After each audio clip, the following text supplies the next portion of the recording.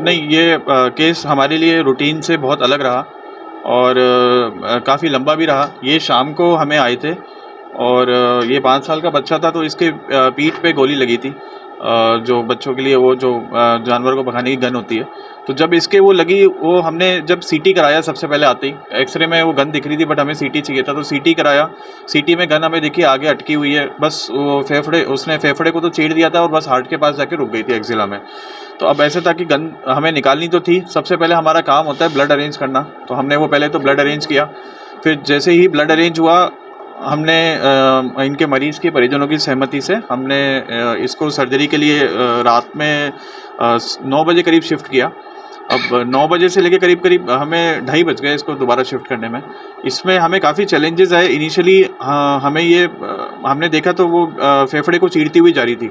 तो फेफड़े का लीक तो हमने सील किया, बहुत अच्छा वो सील हो गया, उसमें कोई लीक नहीं थी, तो हम फेफड़ा बचा पाए। वरना हमारे पास में हमने पहले से ही इनको कह रखा था कि अगर हो सकता है कि हम फेफड़े को सैक्रिफाइस करें, लेकिन फेफड़ा बचा और हम ईश्वर के इसके लिए धन्यवाद देंगे।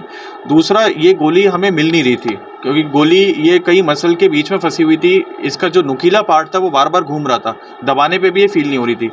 तो अब उसमें एक ही ऑप्शन था कि हम एक्स-रे करके देखें ये है क्या? तो हमने एक्स-रे लिए, तो अब जो सीरियल एक्स-रे आपको वीडियो में देखेंगे उसमें क्या है, वो ईसीजी लीड जो लगती है मरीज़ की, तो उससे बार-बार हम कन्फ्यूज़ हो, तो पहले हमने ईसीजी लीड हटाई, तो वो फिर हमें लोकेट हो गई। फिर उसके बाद में जब हमने उस एरिया में देखा जाके तो वहाँ नहीं मिल रही थी। फिर हमने क्या है, जो चीरा दे रखा था छाती में, उससे ही हमने हमारी जो मॉस्किटो फोर्सेप्स होती है वो पास करी। तो हमने देखा कि उसके आगे है, पीछे है, दाएँ हैं, बाएँ हैं। तो वो हमें एज़ अ गाइड सर्व करा और उसने काफ़ी मदद करी। वो हमने त्वरित उसी समय डिसीजन लिया।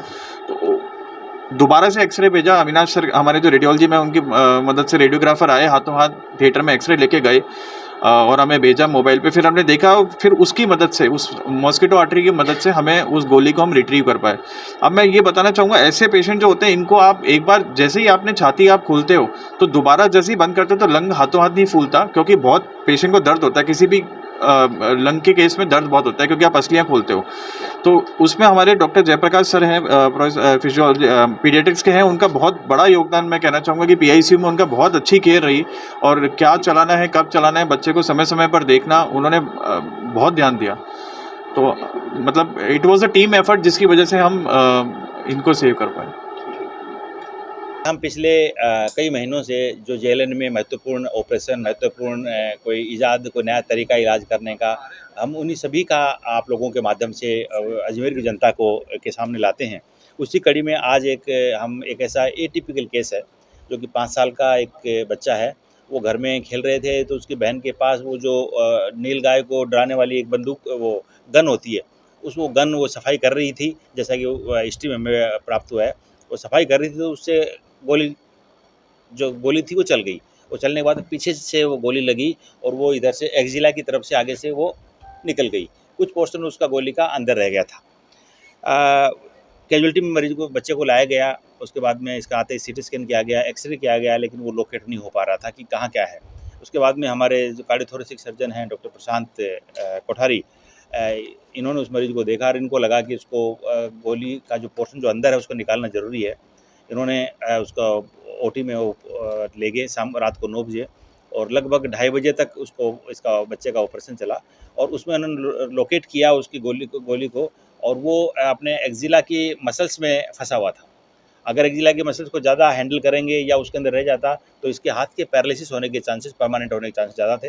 लेकिन चूँकि इनका एक्सपीरियंस था और इन्होंने काफ़ी मेहनत करने के लिए, इसलिए समय भी लगा इनको, और काफ़ी मेहनत करने के बाद में उस हर्रे को उन्होंने बाहर निकाल दिया। और उसके बाद में इस बच्चे को पीडियाट्रिक आईसीयू में डॉक्टर जेपी नारायण के अंडर इसको वहाँ भर्ती किया गया, इसकी केयर की गई। और उसकी केयर की बदौलत और इनको ऑपरेशन की बदौलत आज बच्चा अभी आपके सामने बैठा है, एकदम स्वस्थ है। और इसको आज हम डिस्चार्ज करने का प्लान कर रहे हैं। यह इस तरह का ऑपरेशन पहला ही हुआ है, और इस तरह के जो ऑपरेशन होते हैं, ये क्या कि इनकी कोई स्पेशल एसओपी नहीं होती है। गोली किधर से लगी, क्यों लग गई, कैसे लग गई, लेकिन इसमें सर्जन की स्किल्स होती है कि उसको निकालना कैसे है। ये देखते हुए कि फेफड़े को आर-पार करके गई थी, फेफड़े के अंदर कोई चीज़ आर-पार कर दे, फेफड़ा पंक्चर हो गया। इन्होंने अंदर जाके उसको पहले फेफड़े को पूरे को एक्सप्लोर किया, फेफड़े को रिपेयर किया, गोली को बाहर निकाला, सारी मसल्स ब्रेन को रिपेयर किया, और उसके करने के बाद में आज बच्चा एकदम स्वस्थ है। आज हम इसको डिस्चार्ज कर रहे हैं। इस तरह के ऑपरेशन हमारे यहाँ, पहले इस तरह का अगर केस होता तो उसको सीधा जयपुर भेजना पड़ता। अब जयपुर में क्या के पैसे भी लगते, ये भी लगते, हमारे यहाँ एकदम इसको निःशुल्क इसको बच्चे का ऑपरेशन किया गया है और ये बच्चा एकदम स्वस्थ है। आज हम इसको डिस्चार्ज भी कर रहे हैं।